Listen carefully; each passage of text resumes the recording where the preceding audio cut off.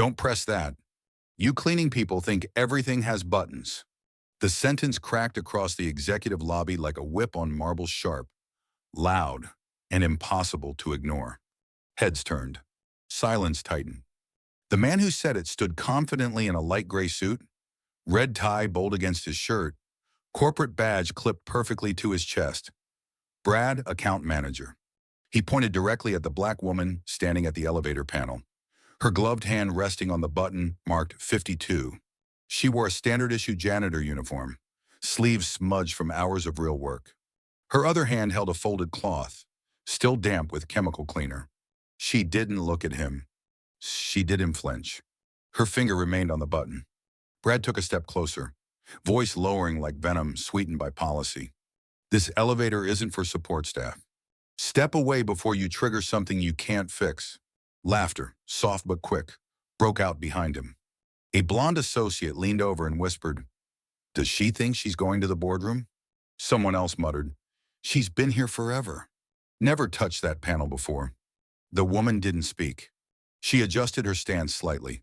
Not defensive, not submissive, just deliberate. Her finger lifted for a moment, then tapped the same button again, as if confirming something only she could see beneath the glass. Brad's eyebrows rose. Unbelievable. You people see a button and think it opens doors. More chuckles followed. One intern pulled out his phone. No one stopped him. Then a sound small but final. Ping. The panel flashed green. Override accepted. A3 access. The laughter died instantly. Brad froze. A woman beside him instinctively stepped back.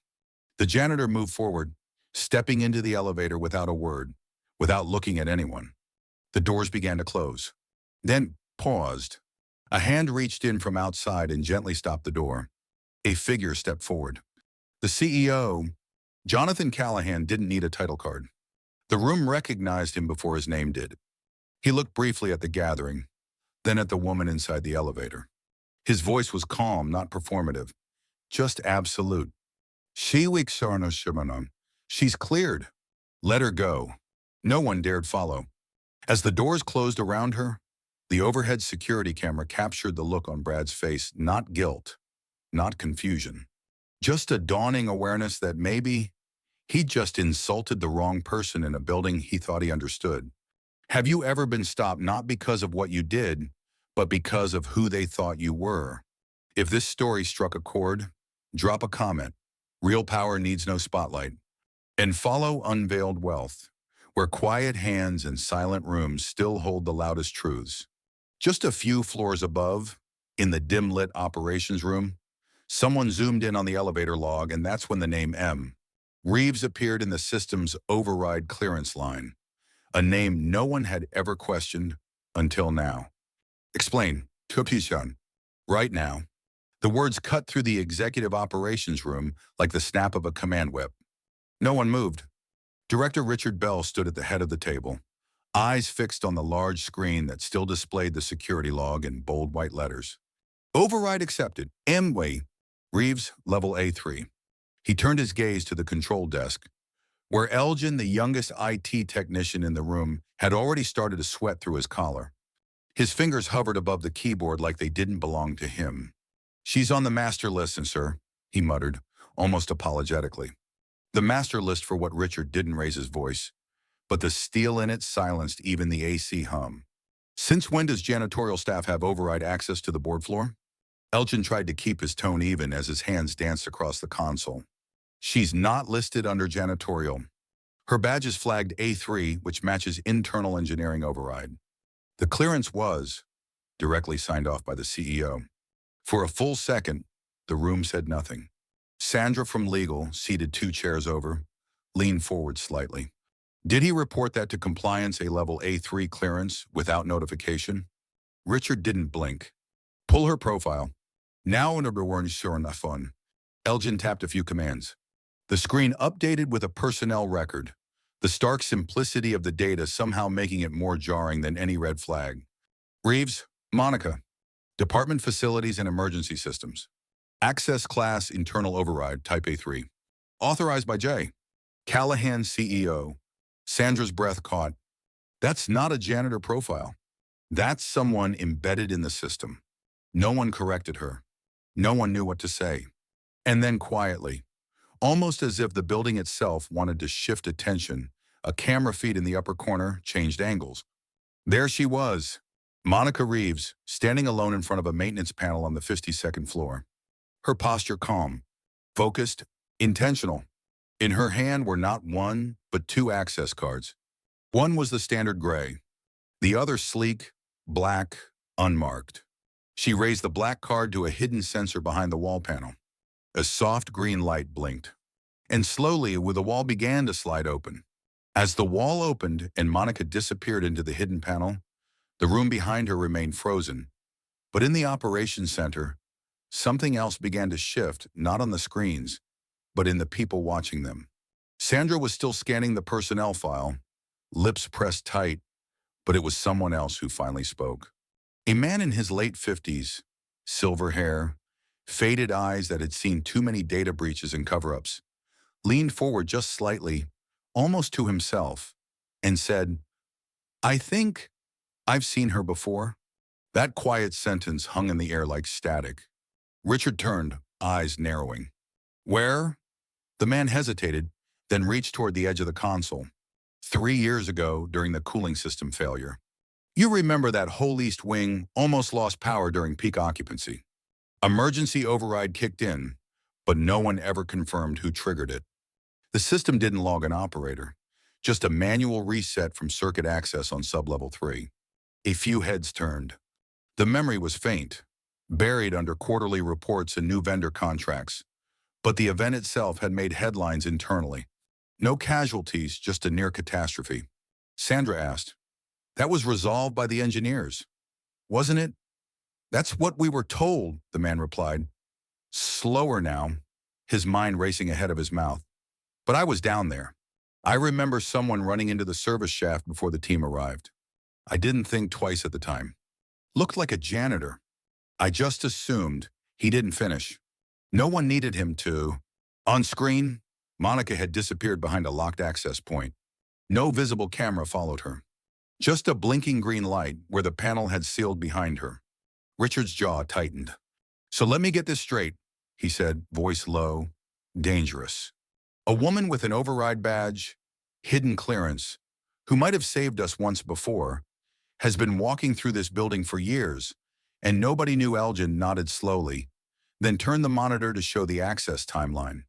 Monica's badge had logged entries no one ever noticed: server rooms, mechanical floors, core ventilation checkpoints, always after hours, always alone.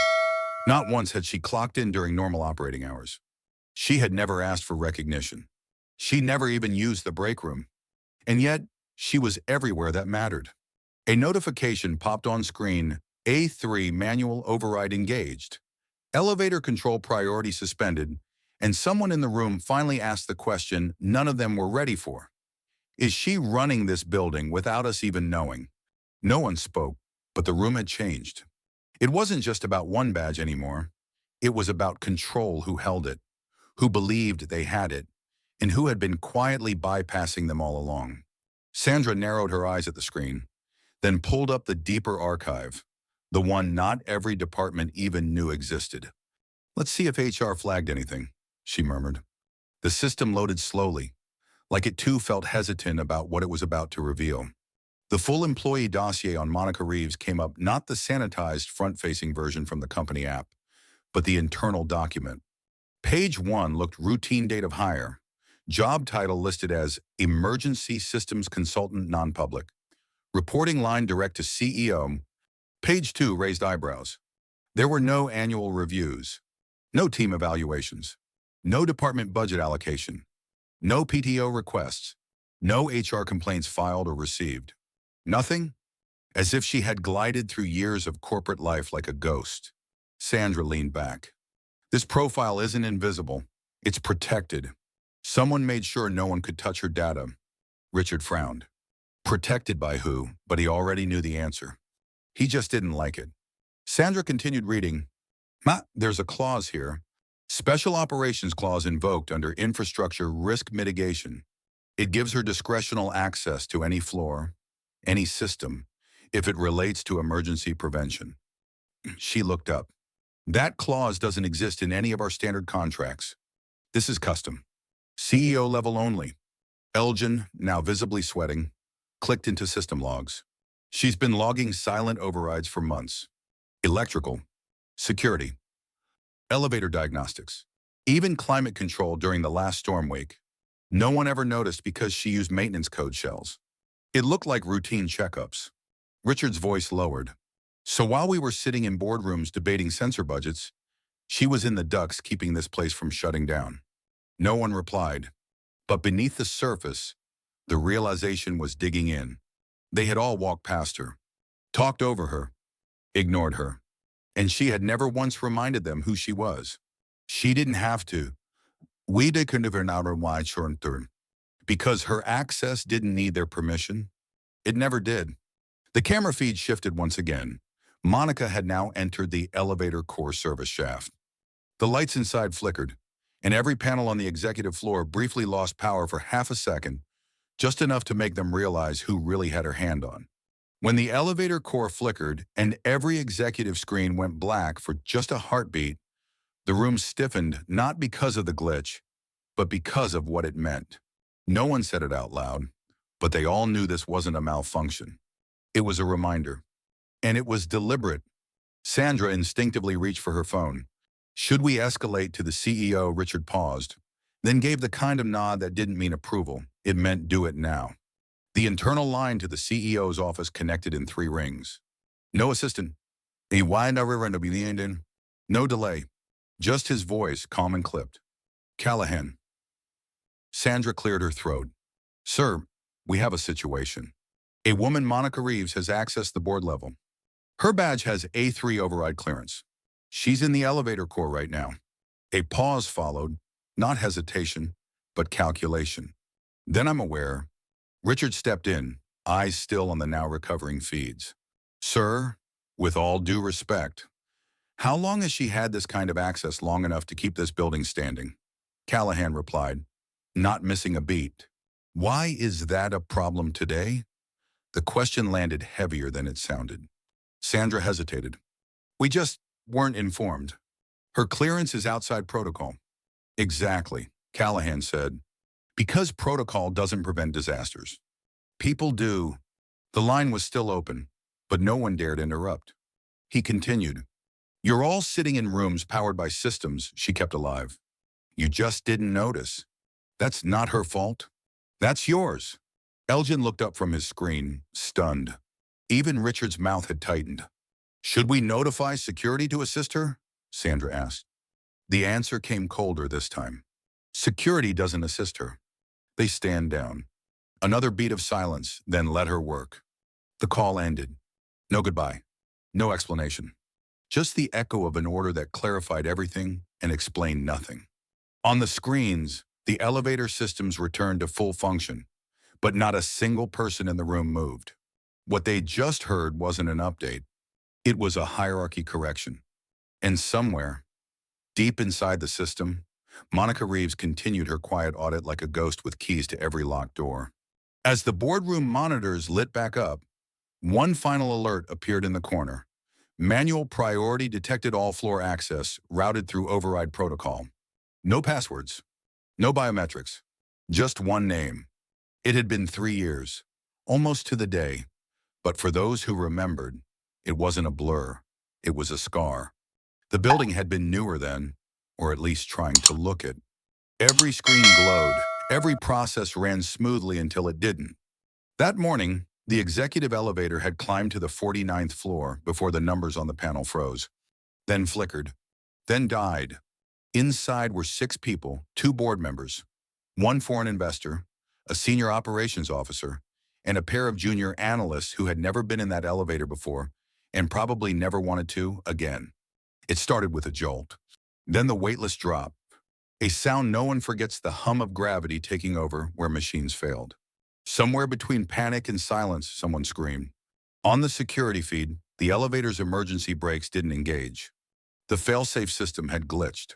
And for 2 some terrifying seconds, the cab was falling. Then nothing. A mechanical screech. A forced lock. Impact stopped. Not cushioned, not caught by programming, jammed. Manually. At first, no one knew why. The official report credited a backup hydraulic circuit.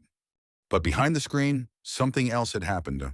In sublevel 3, a woman in a gray jumpsuit had sprinted through the auxiliary access corridor, past two inactive warning lights, and smashed open the panel that controlled elevator overrides. Her hand had been bleeding from forcing open the rusted lock. Her voice, according to a single recording, said just 3 words: engaging mechanical stop. She didn't file a report. She didn't ask for recognition. She left before the incident response team even arrived. And the only person who saw her, really saw her, was the man who had just told an entire room of executives to stand down CEO Jonathan Callahan. When questioned about the event later, all he said was, "No one died." That's all that matters. But in a private conversation with the former facilities director, he'd added something else. She didn't want her name mentioned. Said it would change things. Back in the present, inside the steel spine of the building, Monica Reeves slid the black card from inside her glove, held it against a recessed panel, and without hesitation, activated a sequence only 3 people in the company had ever seen before, admin mode enabled. Back in the present, her movements were as deliberate as ever. No hesitation, no wasted gestures. Monica held the black access card in place until the system verified her credentials, then reached into the open panel with the quiet confidence of someone who didn't need help, approval, or applause. As the interior lights shifted and the override console unlocked, a ripple effect began to sweep through the building's command chain. Department heads started receiving restricted access alerts. Energy distribution systems began syncing to manual mode. And on the top floor, 2 senior engineers paused when they saw her name appear on their internal override log. One of them, Thomas, stared at the screen longer than necessary. "She's doing it again," he said softly, almost to himself. The younger engineer beside him looked confused, doing what Thomas didn't answer at first. He was remembering something, a maintenance training session from years ago. A woman who'd come in to observe, but had ended up solving a cascade relay fault the entire team had missed. At the time, they chalked it up to luck. Now, it didn't feel like luck. "She knows this building better than anyone," he finally muttered.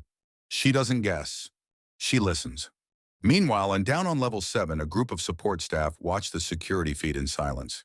One of the janitorial supervisors, Marcus, blinked when he saw Monica on screen. "She's not supposed to be down there today," someone whispered. Marcus didn't reply.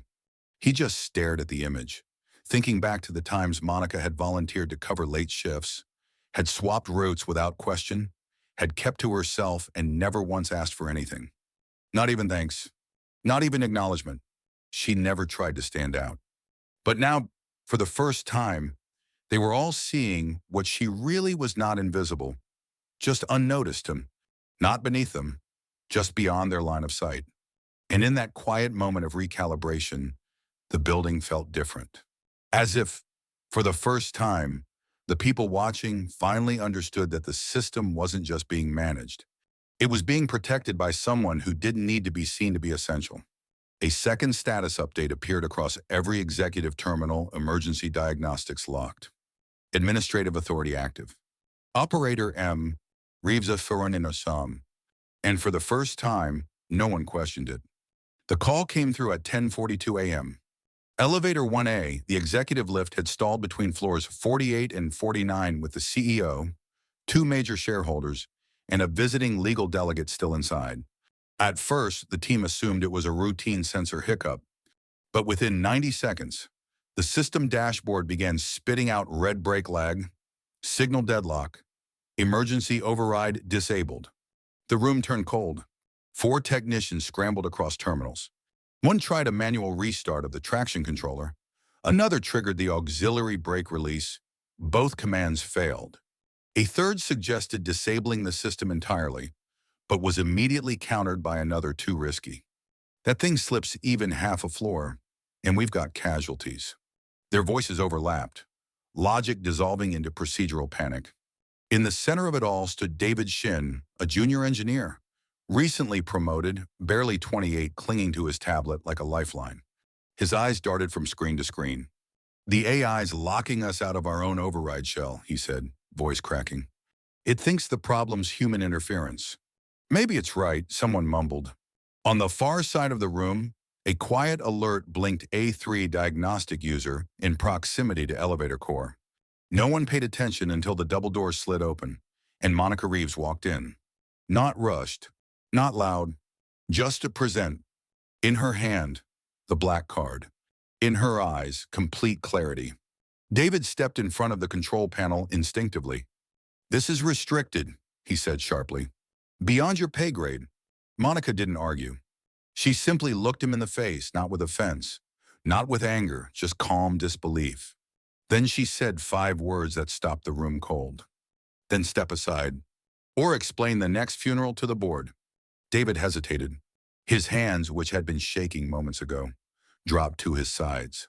The room was watching, but the building was listening. Behind Monica, the wall panel unlocked with a soft click, without a single command input. She hadn't touched it, the system had opened on its own. The silence that followed felt engineered. No one moved. No one even dared breathe too loudly. Monica stepped forward, past David, whose pride was now pinned against the wall by something colder than humiliation irrelevance. She didn't shove him. She didn't even glance back. The panel read her presence without hesitation. The locks disengaged. The system awaited instruction.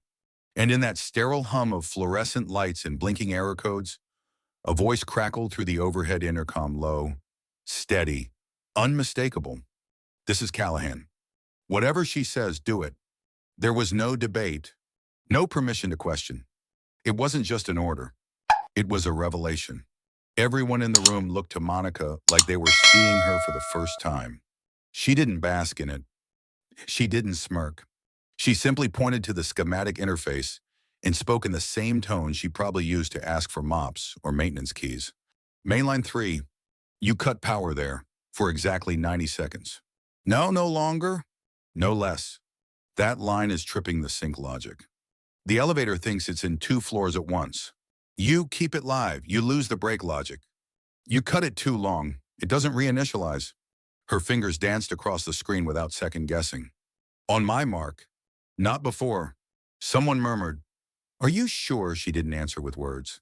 She tilted her head slightly as if surprised they were still asking questions. That was enough. On cue, 3 engineers aligned.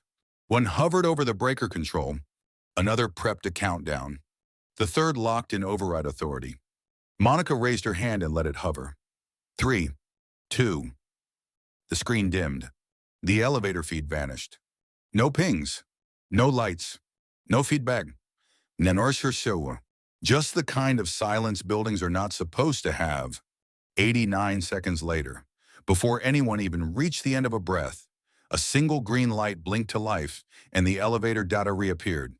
Stable, aligned, operational. And for the first time in the entire morning, no one cheered. The green light was small, almost modest, but it landed like a gavel. The elevator feed blinked back to life, numbers aligned, doors open, passengers unharmed. System normal. Durashuro Wern. No applause. No congratulations. Just the sound of everyone in the control room collectively realizing they had nothing left to say. One by one, my eyes drifted toward Monica, but she was already stepping back from the panel, slipping the black card into the lining of her glove, as if returning something borrowed. Her face was still not proud, not smug, not even satisfied. It was the face of someone who had done what needed to be done and saw no reason to gloat. David, the junior engineer who'd blocked her path minutes ago, stood frozen beside her, his tablet lowered, fingers limp. He didn't speak. He didn't need to. The lesson had been delivered. A senior systems analyst leaned toward a colleague and whispered, "Did she just fix what the engineers couldn't?" The other didn't respond, only nodded, eyes still locked on her retreating back. It crossed the floor. Someone opened a personnel dashboard and silently removed the restricted support staff label from her internal profile. No one told them to. It just felt overdue. Monica didn't acknowledge the stares. She didn't wait for approval. She walked past terminals and blinking servers, past the data center she'd once rewired without fanfare, past the whiteboards filled with theories she'd already solved years ago. And as she reached the threshold, the door opened automatically, not because it was unlocked, but because it recognized who she was. Not her job, her presence. Der Russensorderwam. Behind her, the room remained still. For the first time, they weren't discussing how she did it. They were processing why they never asked before. And in that shift, the silence wasn't about what she said. It was about what she never needed to. In the adjacent boardroom, a new memo appeared on the internal screens, a direct quote from the CEO. There are people you promote because of titles, and people you obey because buildings don't run without them. And maybe you've seen someone like that too. Someone overlooked, underestimated, until the moment everything depended on them. If you've ever worked in silence while others took credit, or if someone's quiet competence once changed everything for you, share it in the comments. Tell us who was the Monica Reeves in your life. Because sometimes the most powerful person in the room is the one no one remembered to thank. The truth didn't come in a confession. It came in a file, tucked beneath 7 years of untouched documentation, buried under version logs and personnel merges, was a name that didn't belong where they found it because no one thought to look for her there. In the central infrastructure database, tied to the original emergency override framework written nearly a decade earlier, sat a metadata tag next to the foundational command logic authored M. Reeves Huriwisiwasinabarm. The silence that followed was different this time. Not stunned, not confused, just quiet in the way reverence sometimes is. Thomas, the senior systems engineer, double-checked the log, then checked again. The checksum matched. The original core for building-wide elevator override, fail-safe diagnostics, manual control priority, all of it had been architected by someone they thought was background noise. He pulled up the earliest version of the design proposal, fingers trembling slightly, and there it was, a scanned signature, dated 9 years ago. Monica A. Reeves. Department at the time, Structural Engineering R&D. Sandra from Legal was the first to speak. She was part of the core team that built our internal safety protocols. Another exec muttered, "She didn't build it. She wrote it from scratch." Richard Bell stared at the screen like it had betrayed him. Why isn't that in any of our staff records? No one had an answer. Because no one had ever bothered to ask the system who its mother was. All this time, the building hadn't just trusted Monica, it had been obeying her. Not out of loyalty, out of code. She didn't need to take over the system. She was the one it had defaulted to when everything else failed. It had always defaulted to her. And now, slowly, that realization began rewriting everyone's understanding of what power looked like and how silently it could exist without permission. In the system control room, someone clicked into the last untouched line of the original override shell and found a short string of embedded text, hidden in plain sight. When safety is silent, make sure silence still has clearance. M.M. Reeves. The thing about brilliance is that it doesn't always arrive with a title. Sometimes it wears worn gloves and clocks in early for shifts it's not even assigned to. That was what Thomas realized as he stared into the lines of code she had written nearly a decade ago. His own system, his own team, unknowingly running on her blueprint all these years, and she'd never once said a word. He wasn't the only one remembering now. In conference rooms across 3 departments, people began to revisit quiet moments that had never felt important until this day. A project manager recalled the time Monica passed by an open panel and asked, almost casually, if the voltage regulator had been patched since the last storm. He hadn't even known it needed patching. A new hire from facilities remembered her stepping in during an elevator power test and telling the lead engineer, politely, that their fuse delay was mistimed by half a second. She'd been right. No one wrote it down. No one gave her credit. She never insisted. Even the cleaning supervisor, Marcus, finally spoke aloud what had nagged him for years, that strange afternoon when all building lights had flickered in perfect sync, and Monica had calmly walked toward the main panel room before anyone else noticed. She'd said she was checking for leaks. He'd believed her. Everyone had believed her. Because no one expected anything different. Because their expectations had always been shaped by what they assumed people like her were capable of. And now, those assumptions lay cracked on the floor, like shattered glass no one could sweep away. She had never been hiding. She had just been watching, maintaining, correcting, quietly, reliably. And the building, in all its polished steel and expensive sensors, had chosen her long before anyone in management did. Because competence doesn't care about org charts. And systems, unlike people, don't suffer from bias. In the janitorial locker room, still untouched, Monica's locker stood open for the first time in years inside. A tattered maintenance handbook rested next to a folded blueprint with her signature, dated the day the building's emergency override was approved. The conference room had never felt this quiet. Not during quarterly earnings.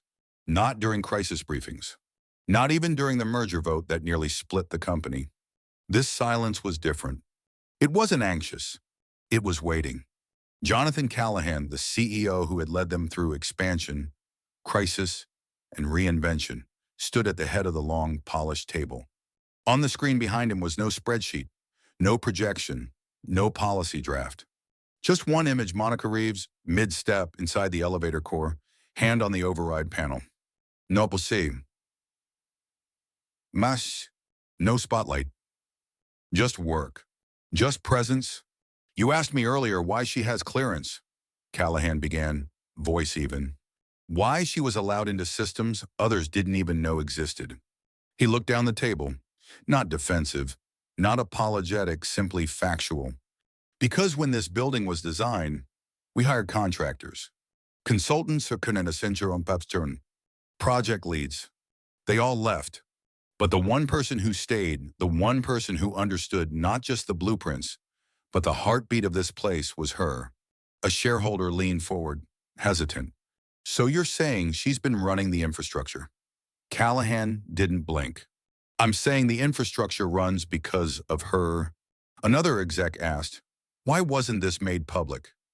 The CEO paused, then delivered the line like an equation that had always been true. Because she asked me not to.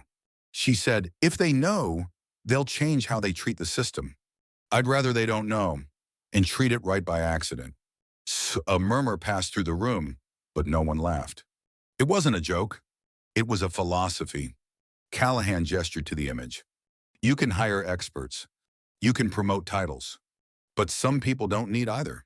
Some people are the system. Then he sat down, and the silence that followed didn't feel empty. It felt corrected. Everyone in that room now understood that authority didn't always wear a suit sometimes. It wore gloves and moved through the building like muscle through bone, quiet and essential. On the glass boardroom wall, etched in light, Monica's access tag briefly reappeared in the system feed, not as janitorial override, but as executive systems root. Back inside the systems corridor, Monica moved with no wasted motion. The chaos from earlier had been contained, stabilized, but she wasn't done. Systems like these didn't just fail in one place. They cascaded. They whispered before they screamed. And she had always listened to the whispers. With a single tap, she bypassed the automated diagnostic queue and pulled up the network heartbeat in real time. What she saw confirmed what she had suspected: subtle desynchronizations between floor regulators. Small enough to go unnoticed, fast enough to trigger a rolling blackout if left unchecked. She didn't panic. She isolated the lines, redirected the load, and forced a hard sync across the infrastructure grid. Somewhere above her, the lights on floors 19 and 35 flickered once, then returned to full brightness. In the control room, engineers watched as every subsystem rebalanced in perfect sequence, like a conductor had walked in mid-symphony and brought the entire orchestra into tune. One of them whispered, "She's not overriding the system. She is the system." Meanwhile, Monica accessed a rarely touched admin shell, one that had been dormant since the building's first week of operation. She didn't hesitate. She keyed in a string long, memorized, precise, and the prompt changed. Administrative root mode engage. Set command hierarchy. She entered 3 letters MRX. Monica Reeves, executive. With one final confirmation, she pushed the system into its cleanest state, not defaulted, not restored, but aligned. Power flow, climate control, elevator logic, fail-safe redundancy, all now running through a central decision layer tagged to her credentials. It didn't make her the CEO. It didn't need to. CEOs changed. She didn't. She had outlasted them, outperformed them, outprotected every layer of infrastructure they'd failed to understand. And the building in its coded, silent language knew it, accepted it, obeyed it. She turned, calm as ever, and walked away. No announcement, no spotlight. But behind her, every system now pulsed with her imprint, not as a technician, not as a guest, but as its keeper. If you've ever had to prove your worth without ever raising your voice, this story was written for you. Drop a comment with silent power is still power. If Monica reminded you of someone who deserved more than they ever got. And subscribe to Unveiled Wealth, where quiet stories echo louder than you think. Back at the master terminal, the main interface blinked. The administrator label had auto-updated to reflect her final command. Primary Systems Authority M. Reeves, 130. Session active. She didn't walk faster than usual. She didn't stand taller. But something had changed, not in her posture, not in her eyes, in the way people looked at her as she passed. Department heads nodded. Junior staff stepped aside without being told. One executive even whispered a greeting, low and uncertain, as if unsure whether she would respond. Monica didn't. Not because she was arrogant, but because she had learned long ago that some moments don't need acknowledgement. They need time to settle. As she walked through the executive corridor, her steps light but deliberate, the floors beneath her felt different. Not cleaner, not newer, just aware. Like the building had started paying attention to its own heartbeat again. But the building hadn't always paid attention. Neither had the people. It hadn't been that long ago, just last year, when she'd been cleaning the marble outside the main boardroom during a quarterly shareholders meeting. She remembered the moment because it hadn't been unusual. She was kneeling, hands gloved, wiping down the lower panel near the glass when the head of security had approached. "Miss," he said flatly, "you need to clear this area. The guests are arriving." She'd nodded, said nothing, packed up her supplies, and slipped away down the hall. No one asked her name. No one wondered why she'd been there during a sensitive meeting. She wasn't seen as a threat. Just in the way. That same evening, an elevator sensor had failed. It wasn't part of her cleaning route. No one assigned her. But she fixed it anyway, quietly, efficiently, and logged it under non-priority. No one noticed. Just like the time she rerouted emergency lighting in the West Wing after a thunderstorm knocked out 3 servers. Just like when she stayed late 2 Christmases ago to replace a broken panel that had sparked during a party no one invited her to. The irony wasn't lost on her. She had spent years being invisible, so that the building wouldn't fall apart in plain sight. And now, as she passed the same boardroom again, this time with people lowering their voices as she moved by, she didn't feel vindicated. She felt tired. Up ahead, the rooftop access door stood open, and waiting on the other side was the same quiet space she had always gone to when no one needed her, and when the building needed her most. The rooftop hadn't changed. Same rusted vents, same humming fans, same quiet distance from the noise below. Monica sat on the ledge with a small lunchbox beside her. Not because she was hungry, but because she had learned the rhythm of this place, and the rooftop was where it let her breathe. For years, it had been her unofficial break room, her escape route, her quiet command center. From up here, she could see the glow of every floor she'd rewired, every emergency panel she'd stabilized, every circuit that hummed in harmony because of hands no one had thought to ask about. Today was different only in that the silence carried weight.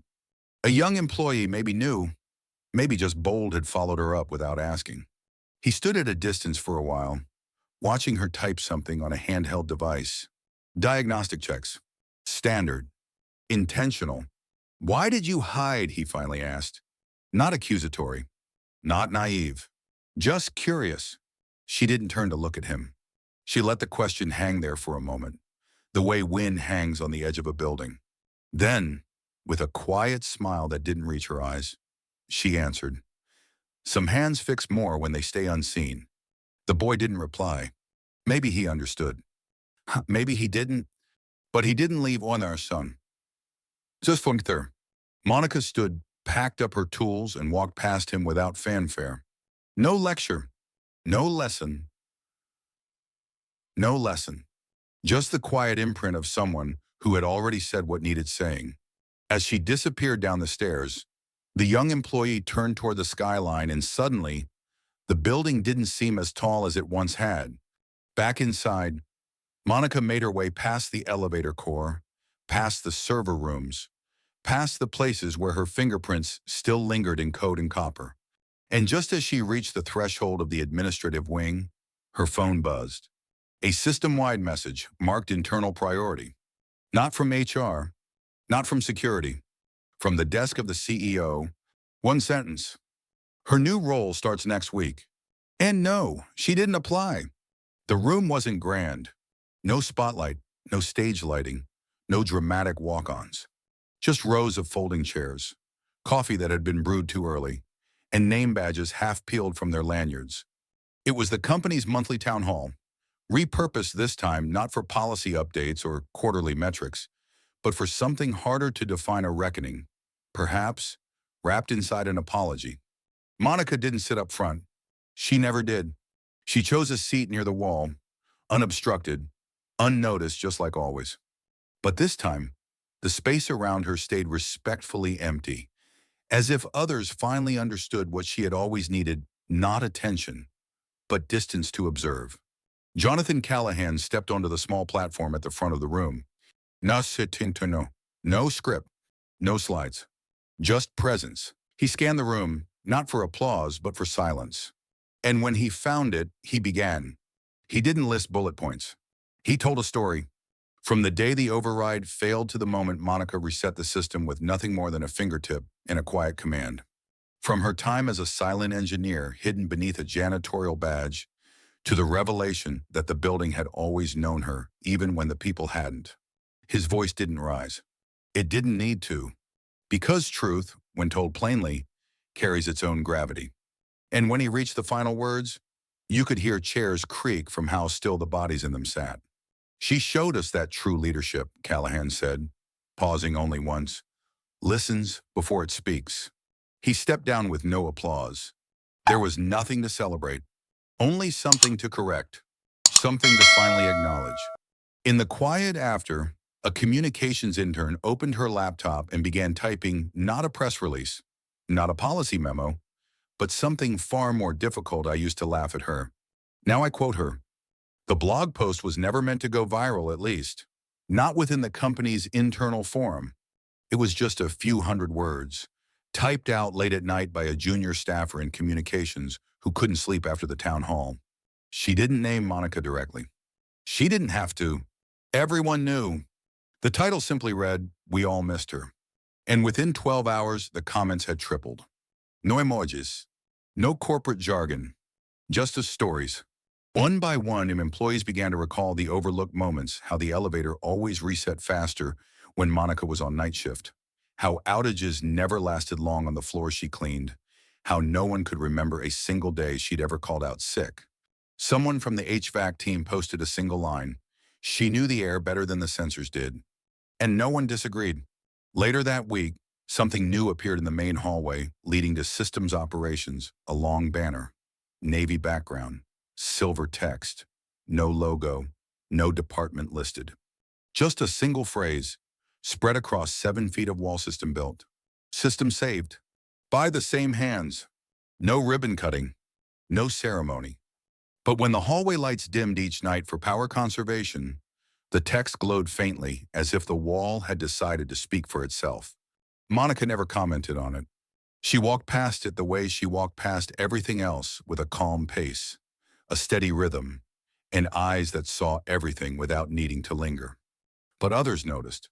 Interns who once didn't know her name began to ask where she was. Directors began citing her protocols in their meetings.